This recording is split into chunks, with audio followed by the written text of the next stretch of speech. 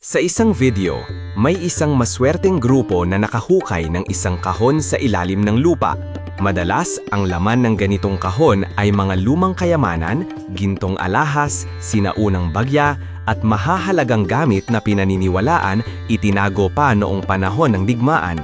Pero ayon sa mga beteranong treasure hunter, hindi lahat ng nahuhukay ay ligtas. Kailangan talagang mag-ingat dahil may mga sinasabing patibong o traps na inilalagay upang protektahan ang kayamanan laban sa mga magnanakaw. Isa sa mga pinakakinatakuting patibong ay ang cyanide poison. Ayon sa mga kwento ng ilang treasure hunters sa Pilipinas, may mga kahon o sealed chambers na kapag biglang binuksan ay maaaring maglabas ng nakakalasong chemical o gas. Ang cyanide ay isang napakadelikadong lason na kayang makaapekto agad sa paghinga at katawan ng tao. Kaya maraming naghahanap ng kayamanan ang gumagamit ng safety equipment tulad ng gas detector, mask at tamang bentilasyon bago buksan ang isang lumang vault o kahon sa ilalim ng lupa.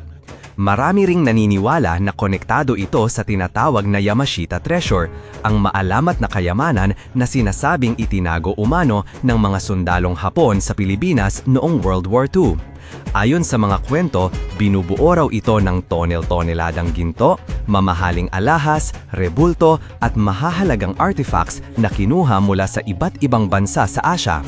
Dahil sa napakalaking halaga nito, sinasabing umabot umano sa bilyon o trilyong piso ang posibleng value ng ilan sa mga natatagpuang kayamanan. Hanggang ngayon, marami pa ring treasure hunters ang patuloy na naghahanap ng mga lihim na tunnel, chambers at mga kahon na may simbolo o markings bilang gabay sa kayamanan. Pero paulit-ulit ding paaalala ng mga eksperto, huwag basta-basta maghukay ng walang sapat na kaalaman at pag-iingat dahil bukod sa panganib ng pagguho ng lupa, maaari ring may nakatagong patibong o nakakalasong chemical sa loob ng hukay. Panoorin natin kung ano-anong mga palatandaan at simbolo ang nakita nila habang naghukay sa isang lumang lugar na pinaniniwalaang pinagtataguan ng kayamanan noong panahon ng digmaan. Habang lumalalim ang kanilang paghukay, napansin nila ang iba't ibang kakaibang simbolo sa loob ng hukay. Ayon sa mga matatandang treasure hunter, ang mga simbolong tulad ng arrow, bilog, cross at marka ng hayop ay sinasabing nagsisilbing gabay papunta sa posibleng lokasyon ng kayamanan. May ilan ding nagsasabi na ang mga lumang bato, kahoy o kakaibang forma ng lupa ay maaaring senyales na may itinagong mahalagang bagay sa ilalim nito. Sa pagpapatuloy ng kanilang paghukay, nakakita sila ng mga lumang bakal, sirang kagamitan at ilang bagay na pinaniniwalaang may itinagong mahalagang bagay sa ilalim nito. Habang tumatagal, lalong tumitindi ang kanilang excitement dahil bawat simbolong kanilang nadidiskubre ay parang may mensaheng iniwan ng mga nagtago ng kayamanan noon.